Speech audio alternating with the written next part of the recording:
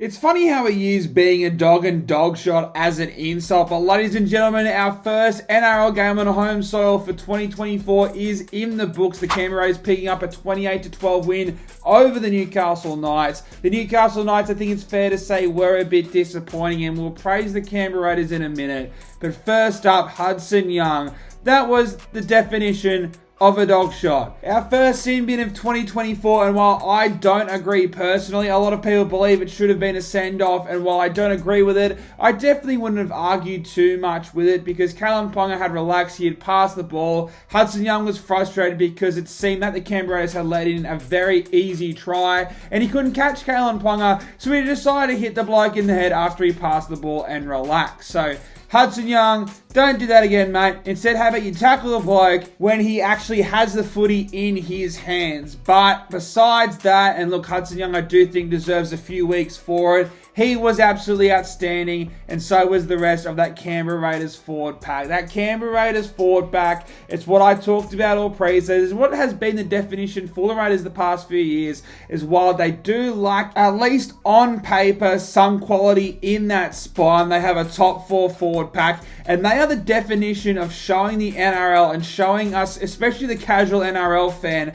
how important having a good forward pack is. And this isn't even their best forward pack. That is what is absolutely crazy about this Canberra Raiders team, and there's still a good few players to come back into it. I thought Tarpanay, Papali'i, Hudson Young, Emre Guler off the bench, Mariota off the bench, and shout out to Zach Hosking. Zach Hosking, I can't believe no other team wanted him outside of the Canberra Raiders, it seems. Maybe they were, and the Raiders just offered him more money. But for a team that like Zach Hosking, I think he's an absolute freak. And while I think it's fair to say that he's probably not going to kick on and end up playing Origin for Australia or anything, he's a very handy back rower to have. And for Canberra Raiders, they've still got Elliot Whitehead come back into the side. So Zach Hosking will probably be playing a bench role, but he played 80 minutes tonight. And outside of a little brain lapse at the end, which led to the Jackson Hastings try, I thought he had an absolutely brilliant game. The Canberra Raiders forward pack was my biggest takeaway. I thought Jamal Fogarty had a good game as well. Steered the team around very well. And Jamal Fogarty, he doesn't have to be a superstar halfback.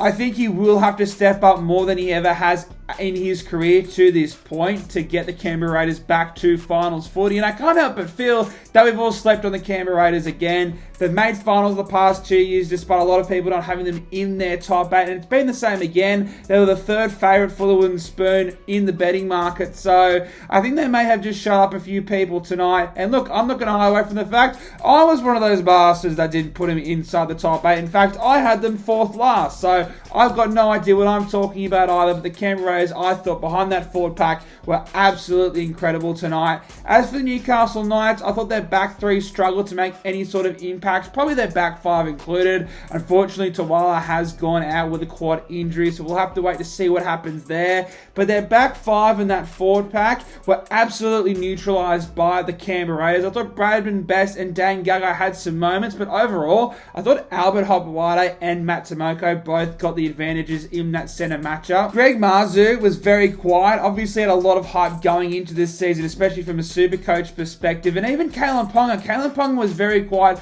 obviously had that brilliant moment which ended up being a no try but did lead to the Hudson Young dog shot. So maybe I am being too critical, but I do think Newcastle Knights do have a bit of halves problem. And I said pre-season that I did think that I could see why Hastings and Gamble deserve to be the starting halves going into 2024. And it is only one game, and like I just said, the Canberra Raiders did an excellent job neutralising not just the back five, but the forward pack battle. So you can understand why the halves and KPs struggle to get any sort of momentum going. But I do think it's just a matter of time until Jack Cogger comes into the starting side. I do think that I know there's been a lot of talk about Hastings, that Cogger is probably the long-time halfback. Whether you just put Cogger in as the 6 and drop Gamble to the 14 role, because I do think Gamble is probably a better 14 than Jackson Hastings. I'm not saying the change is going to come right away, because I don't think if Adam O'Brien definitely sees Gamble and Hastings as the halves long term that you do anything drastic just yet. But in my opinion, it's only a matter of time anyway, just like a few other positional decisions that have been made ahead of 2024. And in my opinion, while it may come as a shock to you that I do have no NRL head coaching experience, just rip the band band-aid off and chuck in the long-term plan. I do think Jack Cogger is a part of the Newcastle Knights long-term plan. So it's an interesting one. It's hard to talk about a game like this when you don't see the result coming, especially how emphatic it was for the Canberra Raiders. No 13-plus wins for them last year, and they've just knocked off one of the biggest fairy tales of 2023, getting a big spoonful of revenge. Is that even a saying? A big spoonful of revenge, I've already said, from that finals game last year. But the Canberra Raiders forward pack, that is something we're going to be talking about all year, because unfortunately, I still do think that the Raiders lack a bit of quality in their spine and that back line. But if these young guns can only develop, that is an incredible forward pack they get to play off of. But it's hard to be critical of the Canberra Raiders. The Newcastle Knights, I think they've got a bit of soul searching to do before next week, because the Knights, they do have a relatively soft draw to start the year, and you don't want a slow start to overshadow what they accomplished in the back end of 2023. So congrats to the Canberra Raiders. Hudson Young, cut it out, brother. We don't need to be seeing any more dog shots from you in 2024. But ladies and gentlemen, smash that like button. Let me know what your thoughts on the game were in that comment section down below. Subscribe to the channel if you haven't already. And I'll see you in the next one.